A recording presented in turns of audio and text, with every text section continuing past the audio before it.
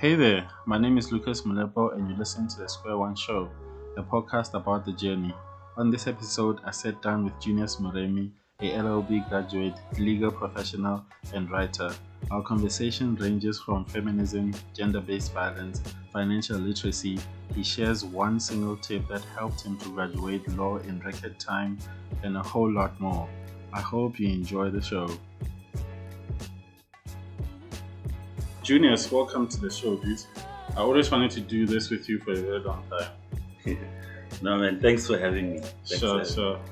I firstly met you at TEF, met you at church, but we never really hung out in like same circles, like to really know you. You know, Sure. when someone is in your circle and when someone is like your friend. Sure. So you were just in my circle. So yeah, I follow you on YouTube, on Twitter, and Instagram, and I feel like you you have impact or influence. A lot of people gravitate towards your content, and they are impacted positively. So like I thought we should do this.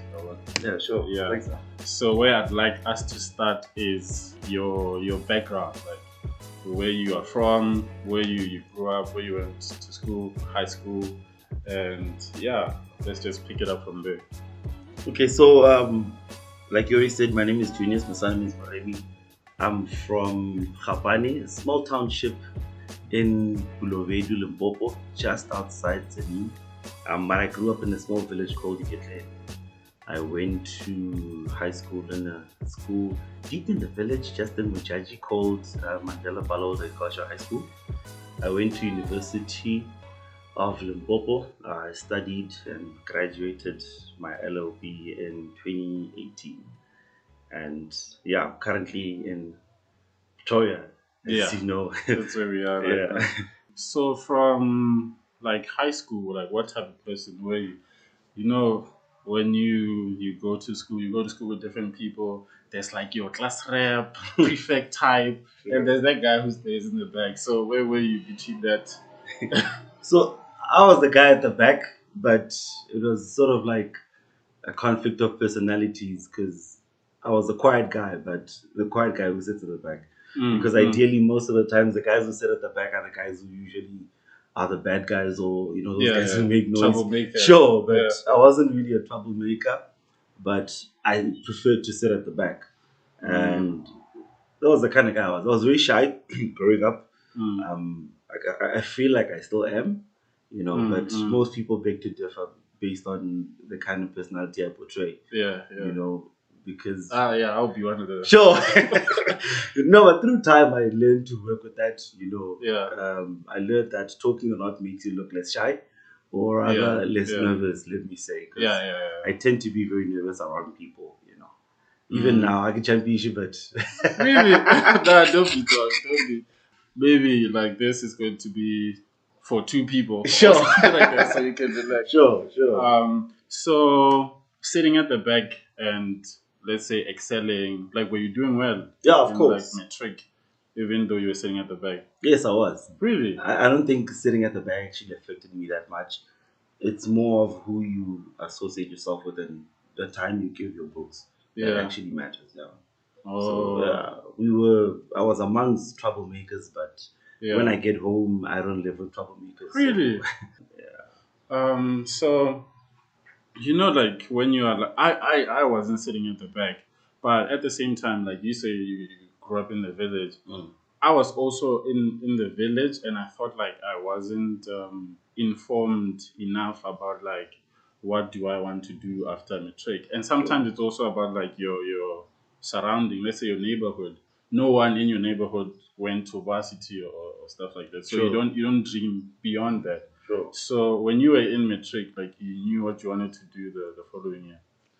Well, the thing I wanted to do when I was in matric is where I am today, but it's not something my parents wanted me to do. Really? Yeah, man. So where I come from, I come from a family of Christians. So ideally, what I did, they were thought, no, man, you shouldn't be doing that. Christians don't do that. Okay. So you must do something else. So when I was applying, there were applications that when I was sending out had to go through what is called a vetting system through my mom. Oh, yeah. Because I by the end of the day, she's the one who pays for the application fees and whatnot. Yeah. So she was against what I wanted to study, and What was it? I wanted to study law. Oh, Sure. okay. Yeah. And so she didn't she didn't want that ideally. So when I was applying, most of the applications I sent out were for engineering. And I'm not sure if you know this, but I studied engineering before I studied law. So yeah, I studied engineering for 2 years at UJ before I actually decided no, I need to switch to law. Yeah, but it was always a cry that no, I need to study law. I need to study law. Yeah. Unfortunately, when I applied at UJ, they put me on the waiting list, man. Yeah. And then my second option was mechanical engineering. Yeah. And then so my mom's like, why not just? Yeah. Because ideally that's what she wanted. She wanted, And then she's like, the following year you'll change. But then the following year, the beginning of it, she's like, no, just continue. But then halfway through that, you can see when something is not for you and you're not happy. It wasn't working. So yeah, I spoke to thinking about it and had to switch to law. So then I switched to law, and I was advised to go to University of Limpopo as I was told it's one of the best law institutions. So yeah, I went to University of Limpopo and I studied law. I didn't know this UJ thing, dude. Yeah, not a lot of people know actually. For real. And which year was this? Your first year in engineering? It was 2012. So straight from Habane to UJ. To the streets of Johannesburg. Really? so how was the transition? It was actually quite, I don't know, thrilling, Yeah. Because, you come from a place whereby you don't even know what a flat is, Yeah. Like, the highest you can go is a double story. Yeah, Believe me, I know but what then you're you talking get about. there and then you get like a 30-store building, Yeah. And the life that side is not the same as home, Yeah. Life is expensive in Gauteng. Yeah. Things are fast.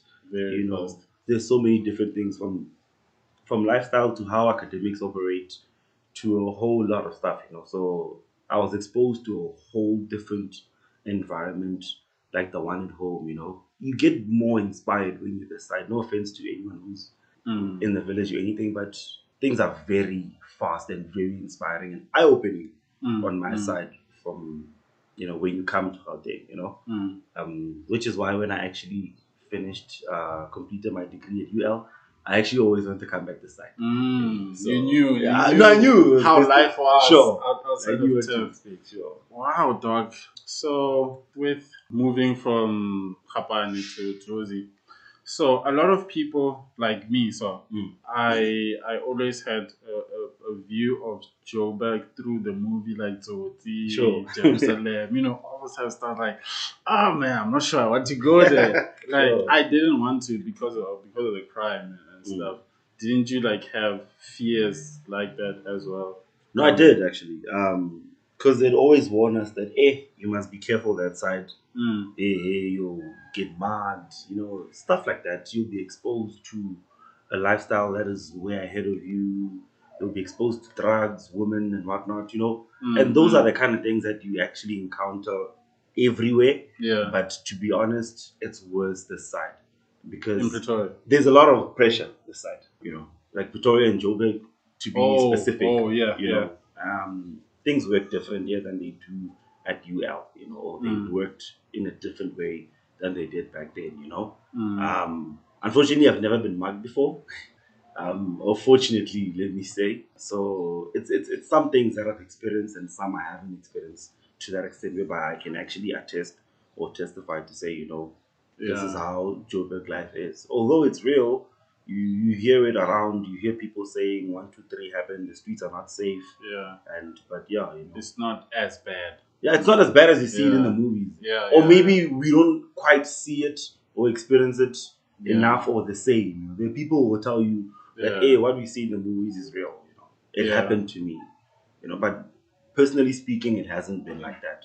Yeah, because with me also I got mugged this side, Pretoria, but not Jozi.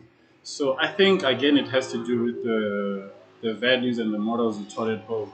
At home there's that thing of like Oscar Tamachi also. So it's a real thing. It I think it's is. a real It thing. No is. matter how old you Yeah. are, don't just like aimlessly walk during the night not going Sure. anywhere. So Sure. I think those type of things also help. So Mm. for a person who's maybe struggling with the same fears, it's not as bad like Mm. moving this side if they feel like they need to move this side.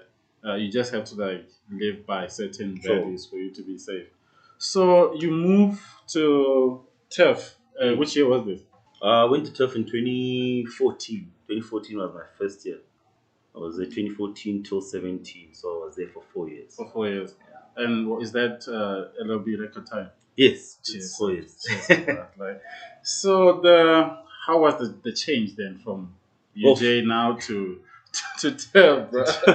Yeah. Honestly, it was more like a downgrade for me. Mm, There are a lot of facilities or places that mm, are in Joburg that you don't find in UL. mm. Because UL is if you see the surroundings of UL Yeah, yeah, yeah. as compared to the side.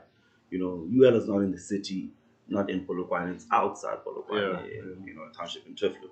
So it's a bit different, but at the same time, the down or the upside of it was that rent was cheaper. Mm, So that was quite a win. yeah. But there were things that you had to adjust to, but it's not like it was anything new for me, Mm, especially coming from the place where I grew up is more or less the same, like turf. yeah, yeah. So it was nothing new. You felt The like you only at home. the only thing you had to learn is how do people work here? How does the system work? How do Mm, you fit in the mm. environment, people? Is it okay to walk at night? Yeah, Where do we yeah, hang out? Who do you hang out with? yeah. Some sort of etiquettes and norms that you need to know in a place once you get there, once you're a newbie, let me say. So, but I got to learn. Luckily for me, most of the people I knew from home were in Traveler. So it Oh, was easy yeah. for me to just Fit fit in. in because you Yeah, just walk to gate two. Oh, I know you. yeah, You yeah, take your numbers and then there you're friends. yeah. You get to class, your first day, you don't know anyone. GG, you see someone hey, Yeah, Robert. I know you from So somewhere yeah, and then it made things easier for me. That to transition was adapt. to adapt made things very easier.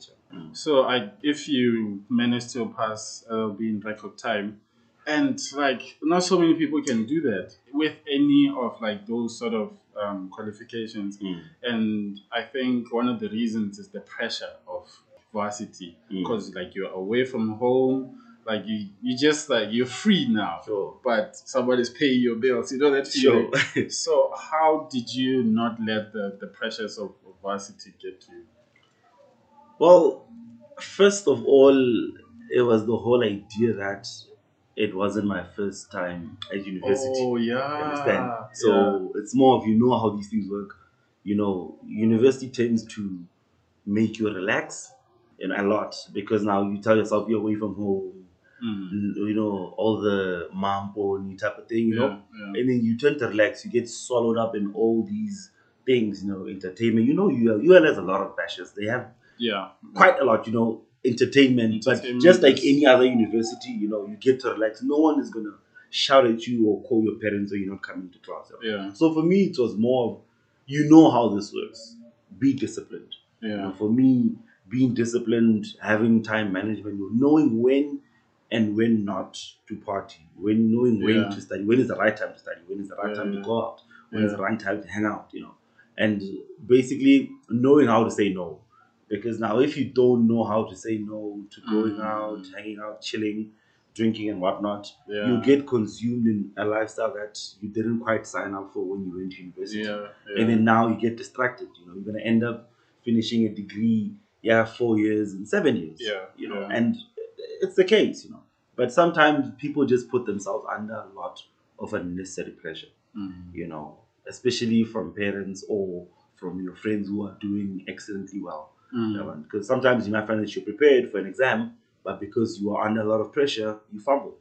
Yes, yeah, yeah, You get there, you get a panic attack, you don't know what to do, yeah, you forget things. yeah, So for me, it's more like you in your own lane, you in your own race. If you take 4 years, kudos to you. If you take six, yeah, it's still an accomplishment. I don't look down on yeah, people who quite don't make it in record time because you don't know the reason why it's taken them so long.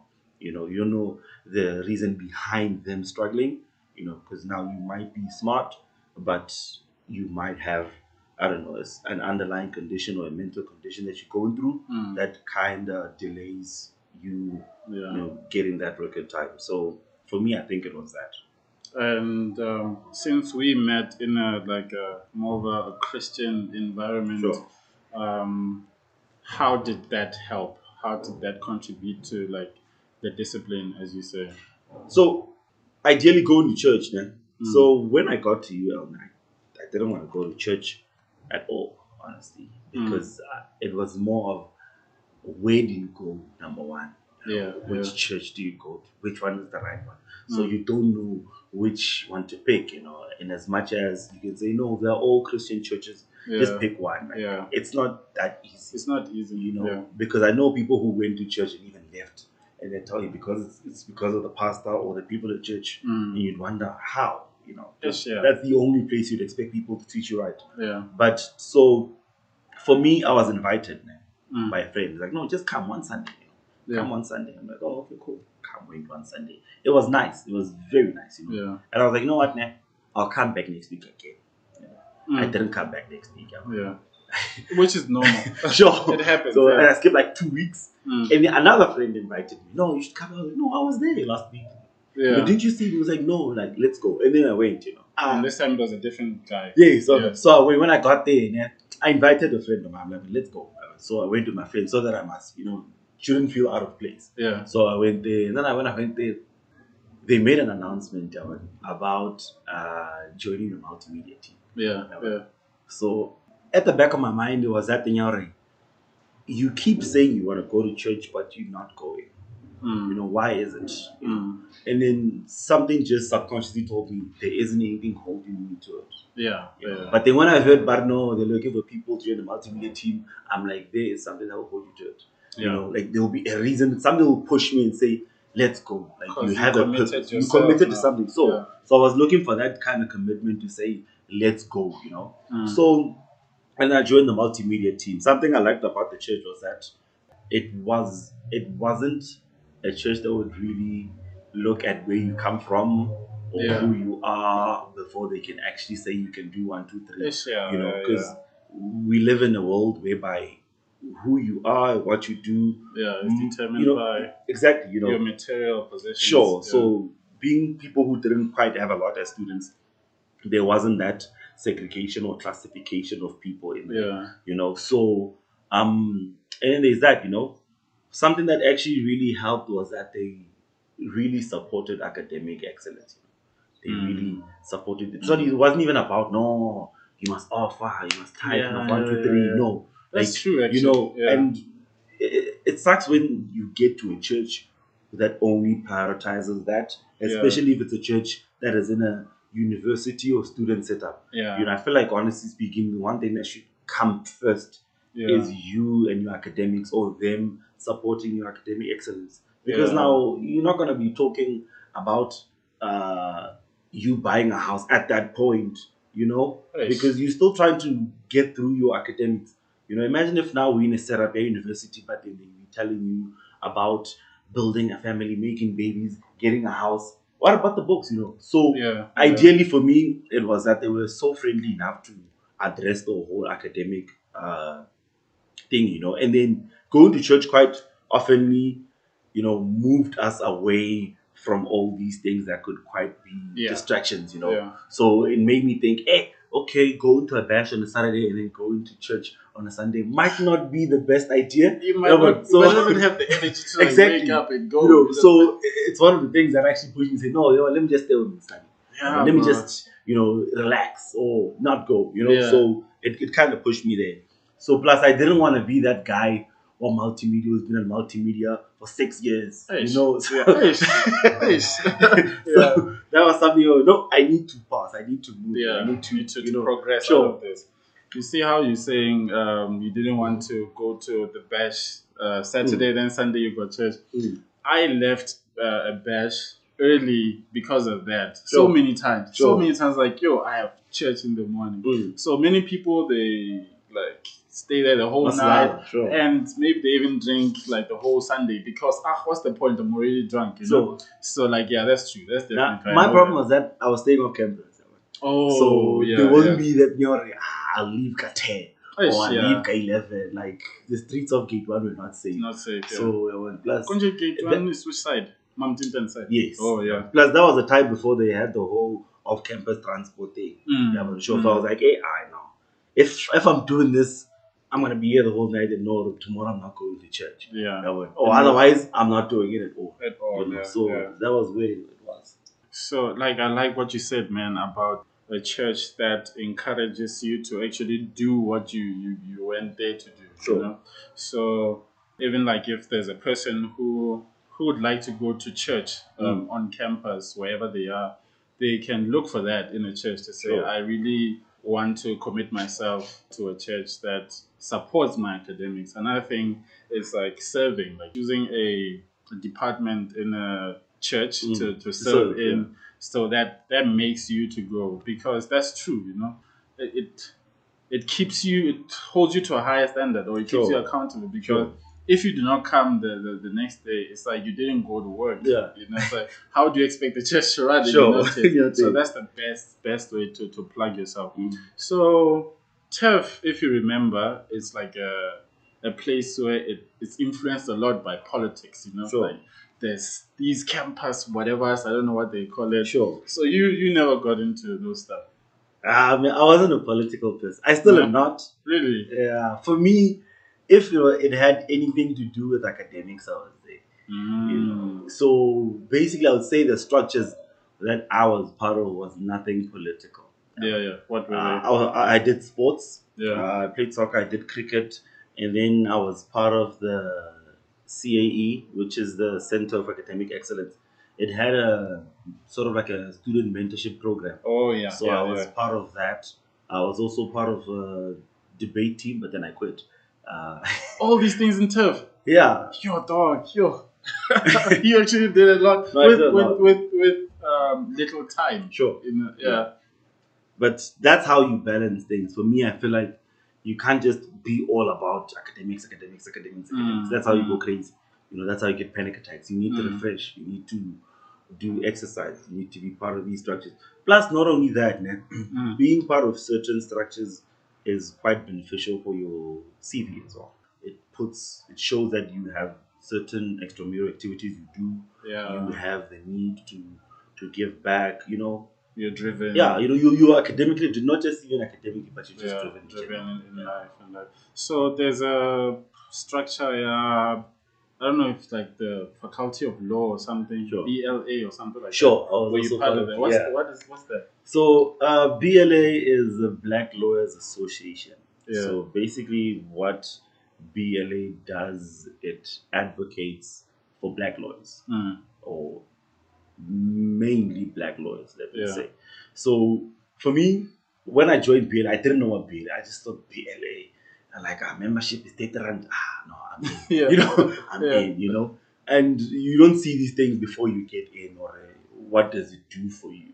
You know, so they expose you to a lot of stuff. They have many seminars and then these general meetings. So if you want to be part of the leadership, you can be part of the leadership. But my participation sort of deteriorated towards my final year because I got too busy, so I didn't want to be in the leadership. But ideally, they would have seminars. Usually, they will call these law firms, people in the legal fraternity who are in high positions to come and speak to you guys, just to motivate you and push you. Yeah. So one thing I benefited a lot from it was that in my third year, we have in law we have these things that we call vacational work, where you can actually go to a firm and work for the holidays. Like this is probably It's like winter or American summer. internships. Sure. Summer internships. Summer internship basically. Yeah. So you go then you work for 2 weeks. So BLA used to do, I don't know if they still do now, but they used to do this thing whereby they would place you. So they would have a meeting prior to holidays or prior to exams actually, where you list your names, and then they would list your name, where you are, where you from, you know, and you know all your details, and then they would place you. Say for example, you're someone like me who comes from Gapan, which is outside Zanin. So like the nearest town is what? It's Zanin. So it's like law firms in Zanin, they know they will place you there. So they placed me at one of the firms in Zanin. Yeah, ne? So I managed to work there for 2 weeks. Yeah. That it gives you exposure, Wow. or it gave me exposure into what does life hold after school. Yeah. After you graduate, like your articles, internships, or whatever it is. Yeah. So I worked there for like 2 weeks. Quite exposed me to a lot of stuff that I didn't know from reading in the book. Nah. It's very in our field. It's very different being in practice and actually theory in school. Oh, yeah. Two different things. Yeah. But I think with others as well, maybe it can be the size of the difference. Sure. Maybe with other people it's not as much, and other people it's like way, way, way different because Sure. you're in the classroom, and then with your field you need to be in the courtroom type of thing. Wow, it was really helpful, ne? Yeah, it was. Dope. So you graduate when? 2017 was my final year, so Yeah. I graduated 2018. 2018, and then what happens after uni? 2018, I went to law school. Okay. In Polokwane. I was at law school for a period of 6 months. So how do these law school thing work? Thing is, like, if you remember, like, also in my circle I had a lot of people who were studying law, a lot of people, and I always heard this going to law school next year, going to law school. My mind is in law school. Like, what is why can't you just graduate and go to work? Well, you can, but the question is, it depends on what you want to be, who you want to be. Because now I can graduate with my LLB and decide, you know what, I want to be a legal advisor. You don't need to go to law school. I can graduate and say, you know what, I need to be an advocate. You don't need to go to law school. You don't need that. But in order for you to be... Wait, what's the difference first? The difference between... Legal advisor and advocate. Okay, so legal advisors are mainly just legal individuals who work at a company. So what you do is you work as an internal advisory to the company. Like for Standard Bank. Yes, you can work at Standard Bank, you can work at any company, insurance company, you can work at Toyota, BMW, anyway. Who did that, yeah. Sure. So, and then obviously, attorney are the ones you see in court. Also, but just because you're an attorney doesn't mean you are someone who goes to court. I know of attorneys who don't go to court at all. What do they do? It could be in a corporate space, like in a law firm, yes, but all you do is corporate and commercial. So basically, what you do, you draft contracts, you advise on transactions, you write legal opinions. Okay, I understand.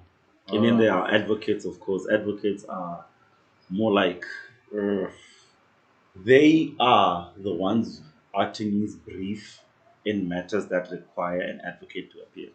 So, for example, if it's a matter that goes to the High Court, the Supreme Court of Appeal, or the Constitutional Court, you need to brief an advocate. So, advocate is above attorney? Technically, yes. Okay, I see. So, how was it different at law school and campus or TEF? Well, it's more or less the same. Law school is like school. You're actually going to class every day to learn every day. Like 8 to 3 somewhere there. It depends, but there's day school and then there's night school. Night school is like from 6 to 11. So I went to the day school. So it's basically school. The difference is that they require you to wear formal so that you can get used to wearing formal every day. You understand? Going to work. Sure. Yeah. And then you get there, they teach you. The people who actually teach you are people who are practicing. So they would call a practicing attorney, okay, please come and teach 1, 2, 3. So these are people based in Polokwane. So they're the ones who will come in to teach us. They will tell you, they would literally give you like practical examples because this is what they do every day. As compared to a lecturer who doesn't really do that but just knows it because he's academic from the textbook. But Yana is teaching you from what? Experience and practical. Okay, then after law school, you start looking for a job. So the job thing, I think it was in 2017, around August. A friend of mine just sent me a WhatsApp text. Arbon, there's this thingy. I want you to apply. I have a bursary with them. So they have an opportunity for a graduate program. And I'm like, oh, okay, cool. Let me apply. I applied. I forgot about it. And then next year I was in law school, 2018, around May. They called, but no, we want to interview you. So law school goes from January to June. So they called around May, but I want to interview you. Like, I'm all the way in Polokwane, guys. So I'm not sure how it's going to be possible to come there. because you can't miss a class at law school. If you miss a class at law school, you have to come and attend at the next intake. So you have to For attend real? every class. And if you miss it, you won't get your certificate until you attend it. The same class around the same course of the program. Yes. So Yeah. so and then some company called. Yeah. They called me and they said, "No, we want to interview." I'm like, "Oh, okay, cool." But I'm in Bulukwan, so Yeah. I don't know how that's gonna work. But Yeah. it's fine. We'll Skype. So and then we Skype. After we Skype, they're like, "No, if you don't hear from us by month end, you'll hear from us by month end." Yeah, man. Okay, Yeah. sure. Month end happened. They don't call, and they called somewhere mid June. Now it was in June. Yeah. They're like, we want you to do these MIE or IME, these fingerprint background Oh, checks, yeah, yeah. criminal, what, you Yeah. know. Yeah, and then after that, after I did that, they called a few days later and they're like, "No, we just sent you an offer, or we would like to offer you the position that you Yeah. applied for. You had an interview for, you've been successful. If you are interested, sign, and you start on Monday." I think it was Thursday. And Yeah. they're like, "You start on Monday." Yeah, but this was like end of June. Monday was like the beginning of July. Yeah. Yeah. So yeah, I went to do a graduate program at the Public Investment Corporation. So it's here in Pretoria, PIC. Yeah. So their program was that it's 2 years. It's a 2-year program.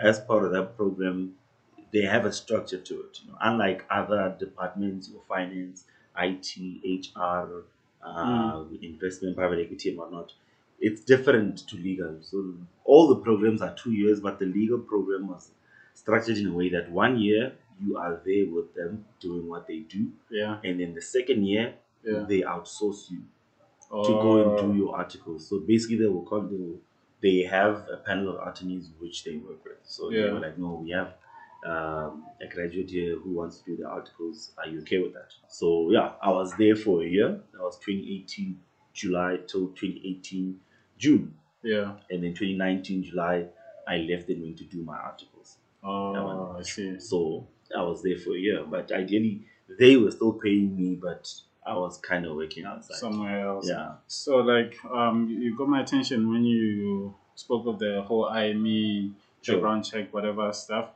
So I once heard that if like you want to be a lawyer and you have a criminal record, it can be like a deterrence of some sort. So do you know of people or do you know anyone who experienced that or the story that stopped someone to get into the industry or the field because of a record?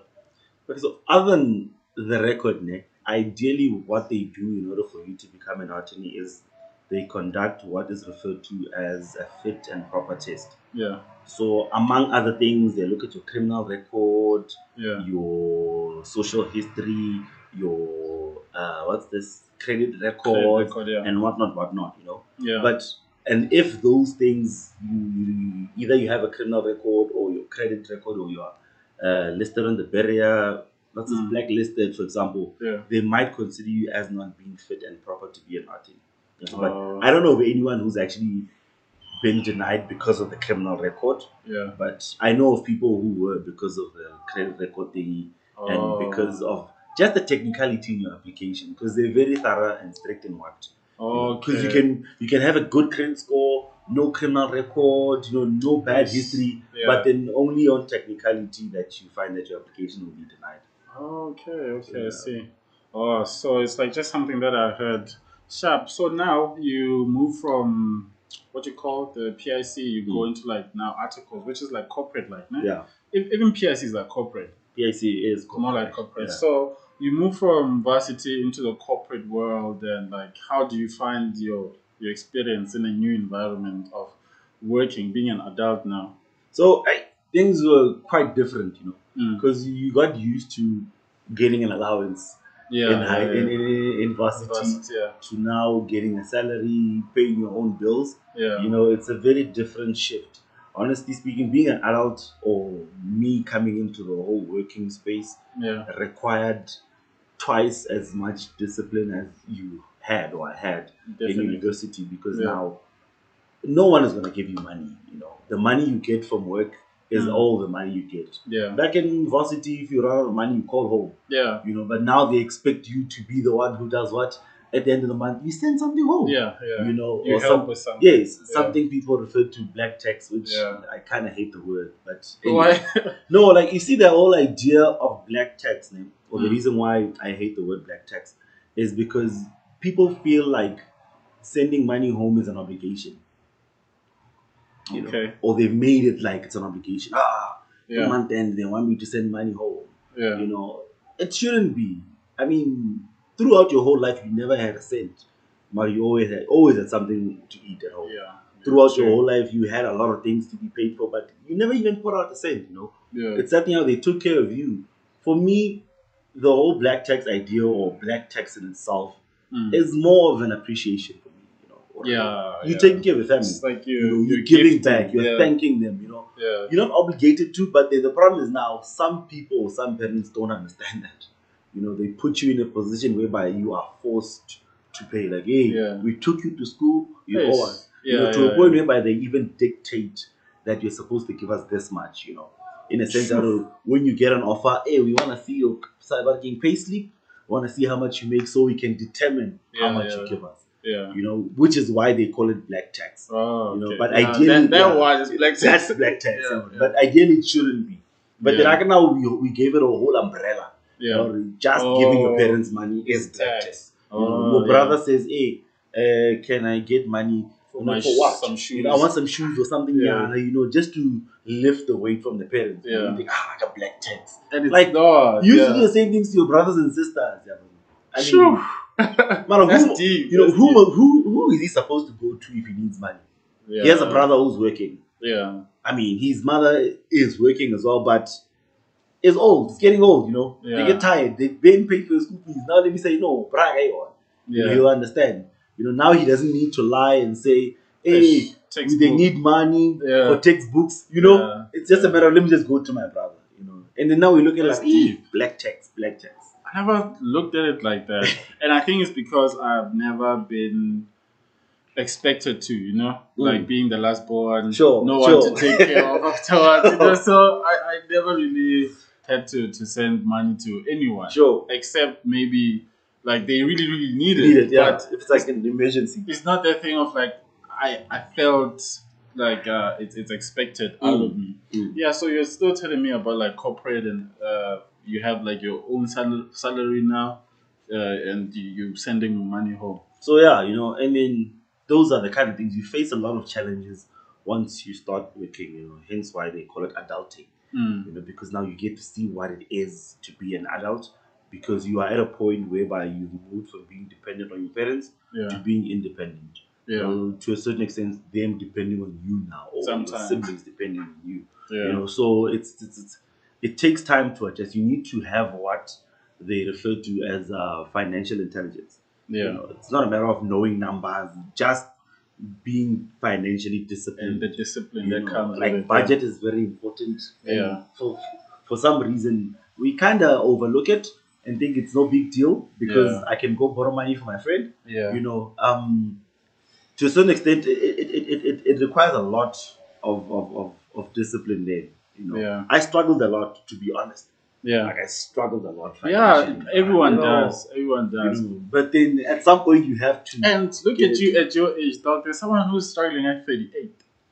Sure. So like it's so encouraging to hear that those things are really important and you're trying to get them right, or you tried to get them right at this age. There are people who struggle even forever, now. They struggle till they die. Yeah. I feel like we should move from that.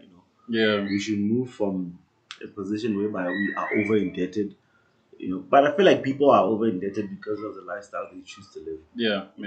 We live above our pay grade. We live above our financial muscles and capacity. All in the name of, man, I can't be left out. I mean, how dare you? Like I can't be. Imagine if now you live in a place whereby you don't have a lot of pressure like you do here. There isn't an event every week. Here there's an event every day. True. Like every day Thursday, there Friday. is something that's going on. So there's always pressure. Say, let's go out. Let's do 1, 2, 3. You go outside. Someone is wearing Air Force. Pressure. When you are here, you're wearing. It's more of what do you want. Ish. what kind of lifestyle do you It's want a to put long yourself? game, No. more than short. So that's why we end up being in debt, because like now, my lifestyle is eating 1, 2, 3, 1, 2, 3. Your friends are having takeout every day. You want to live that lifestyle. You can't. Yeah, You can't. You have people take care of, you have bills to pay, your food Yeah. is here. You buy grocery, you cook. No one is going to That's judge it. you for that. Yeah. And by the end of the day, if you do that, and let's say, for example, you save 500 every month, Yeah. by the end of the year, you'll have 6,000. Bruh. It's a lot of money. Yeah. That it's your money. It's your money. It's your money, bruh. You don't need to give it to Yeah. anyone. It didn't escape your pocket in some way. Yeah, I feel like you found the way to keep it in your pocket. Sure. Yeah. Working also taught me how to save. Yeah. Which is very You important. need to save, because now anything can happen. Emergency can Like come. what happened this year. You can lose your phone. Yeah. Or you can get mugged. Someone can break in and do whatnot, or anything, or any other means. You can get sick, and you find that you don't have medical aid. Yeah. But now you have to pay. So those are the kind of shape. Sure. So those are the kind of things that you need to consider when you behind the whole idea of saving. Yeah. So when you're talking about the importance of budget, I saw it because when COVID hit, I was in an internship, and then midway through COVID, there was like restructurings and whatever, Sure. and I was like one of the people who was affected. Sure. But because I had that discipline of like saving, I really didn't feel it for many months until like we got into level 1. That's when like your savings now are running dry, Sure. and like from May. So like you see the importance of, because anything can happen, and anything happened this year. Sure. Anything happened. So like when COVID hit, like where were you, and how did you first receive it? What did you think was going to happen? Because I was talking to a guy yesterday, and I asked him what he thought when they announced lockdown. He said he knew that it wasn't going to be 21 days. So like when COVID hit, because I remember in Jan, we were talking about it at work, or like there's this thing that is happening in Asia, in China, this and that. People were not taking it seriously, but I was following it on the news. So when it hit with you, like, where were you? How did you receive the news? So for me, I remember my mom was there. Yeah. When they actually announced, she planned on staying here for like 2 weeks, but unfortunately she stayed for like 3 days, and then they announced on TV that the lockdown is gonna happen, so she had to leave. So there were like 21 days. Like, oh no, we can't stay here for 21 days. What if it's not 21 days? So she's like, it's better we leave now and not after 21 days. Yeah. So for me, I didn't really believe the whole 21 days. I thought it was just a measure, just to see, or to give them time on what can be done. Yeah. Because now, from where we were in March, China and them have been in lockdown since December, and it's March, and you think we are gonna handle it in 21 days when they could it in 3 months? So that was my thinking. Like, you can't. So for me, it didn't really quite affect me. I've never been positive. I've never tested actually. Yeah. I've never had symptoms of it. Yeah. So at work it didn't really affect me that much, because unfortunately or fortunately, I was in a position whereby my contract was still there. They didn't retrench on our side. They didn't do anything. But unfortunately, it expired. Yeah. Which wasn't because of COVID, but it just ran. It's the contract. Yeah. So for me, I do believe that COVID is out there. People look at it and they say, it's a myth. It's a what, it's a hoax. They're just trying to contain us. It's a strat. They're hiding something and so on. But I don't really believe that, And because now all these things happened and a lot of people have been affected. Yeah. The economy has suffered a lot. People lost their jobs. People lost their money. People lost their companies. Their businesses went down, and it's something that we need to acknowledge that is real. But thankfully, next year, or I don't know when, but next year, hopefully, it will change. So with like the impact that what you call COVID and lockdown had, I've been talking to many people, and we were talking about the necessity of a lockdown, and because like a lot of people were like furious with the lockdown, the DA. So many people was like, Sure. this thing's not gonna work. This thing's gonna destroy the economy and whatever. So like now there are rumors that there will be a second wave, and you can see with the damage that the first lockdown had. Yeah. If we have another lockdown, we are going to suffer. Mm. So man, it's such a mess, and another mess that's being created is by our government, like Sure. how they dealing with it. Even the money that was supposed to be for the aid didn't aid anything. Chowed It was rather ate, eaten. So I don't know, like, what's your thoughts on that? With like how the government actually is handling everything